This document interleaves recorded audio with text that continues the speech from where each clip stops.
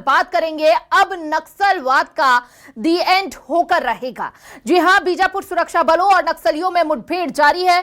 मुठभेड़ में अब तक 18 नक्सलियों को ढेर किया गया है और यह बताया जा रहा है कि यह संख्या और बढ़ सकती है, यानी कि अभी कई नक्सलियों को और ढेर किया जा सकता है। मुठभेड़ में डीआरजी का एक जवान शहीद हुआ। यह शहादत की इस बीच दुखद खबर रही, लेकिन बीजापुर के गंगालूर में यह मुठभेड़ जारी है। मुठभेड़ स्थल से भारी मात्रा में हथियार भी बरामद हुए हैं और इन हथियारों का इस्तेमाल जवानों को नुकसान पहुंचाने के लिए ये नक्सली करते थे, लेकिन इस बीच सुरक्षा बलों को बड़ी सफलता हाथ लगी है।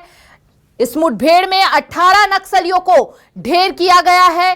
कई नक्सलियों के शव को बरामद कर लिया गया है, लेकिन अभी भी सर्च ऑपरेशन जारी है। बताया जा रहा है जिस इलाके में यह मुठभेड़ हो रही है वहां पर काफी जटिल परिस्थितियां हैं, नदी नाले पहाड़ हैं जिनका सहारा लेकर नक्सली छुपते हैं और एक बड़ी मीटिंग यहां पर की जा रही थी। गुप्त सूचना यहां पर मिली थी पुलिस को और उसी के आधार पर जवानों ने इन्हें पूरी तरह से घेर लिया और नक्सलवाद के नस्तेनाबूद के लिए यहां पूरी तरह से जवान तैयार नजर आए और इस बीच बड़ी सफलता यहां पर हाथ लगी है जवानों के। 18 नक्सलियों को मार गिराया है।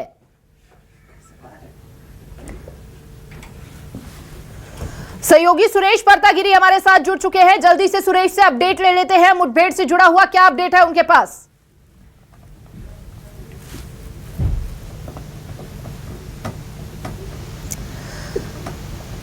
सुरेश, आवाज पहुंच रही है अब तक? जी जी। क्या अपडेट अभी इस मुठभेड़ से जुड़ा हुआ आ रहा है?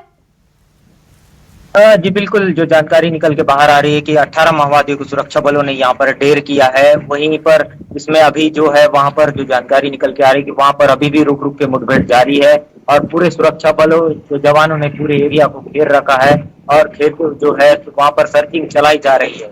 अभी बताना जल्दी होगा कि और माओवादियों की इजाफा बढ़ सकती है, ढेर की संख्या जो है उसमें इजाफा हो सकता है। अभी वहां पर मुठभेड़ रुक रुक के जारी है। जो मैं बताना चाहूंगा कि ये जो है गंगालूर क्षेत्र का जो तोरका और नेंड्रा जो गांव है वो नक्सलियों का महफूज ठिकाना है।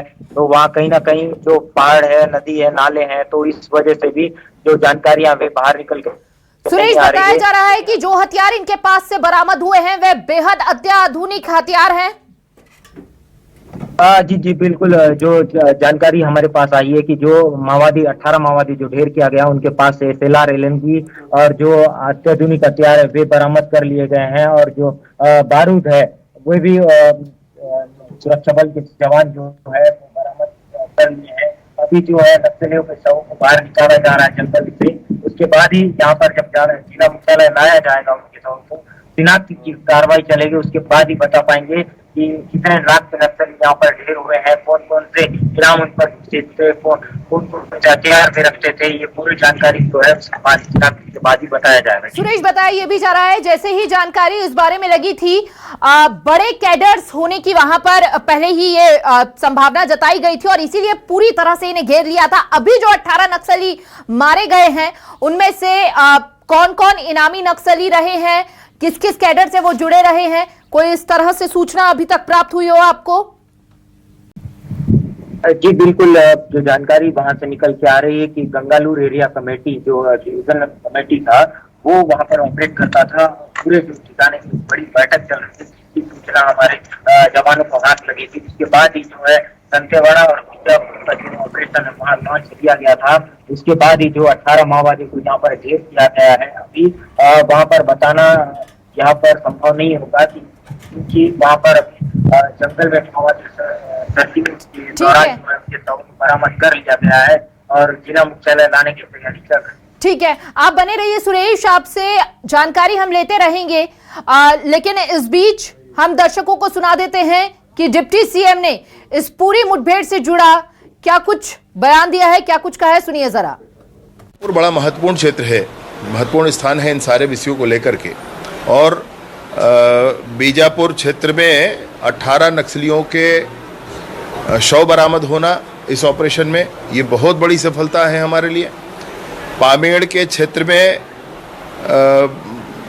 अब बस का चलना, बीजापुर से पामेड़ तक बस का चलना पहले तेलंगाना होकर के जाना पड़ता था, अब सीधे वहाँ तक पहुँच रहे हैं। गंगालूर क्षेत्र में होना, बीजापुर में भाजपा के जिला पंचायत के अध्यक्ष का बनना, वहाँ पामेड़ आदि क्षेत्र में तर्रेम पामेड़ क्षेत्र से युवाओं का यहाँ तक घूमना आना, समूचा बीजापुर बदल रहा है, समूचा बस्तर बदल रहा है। मैं हृदय से शुभकामना देता हूँ समूचे बस्तरवासी को कि आने वाले समय में समूचा बस्तर लाल आतंक से मुक्त होगा।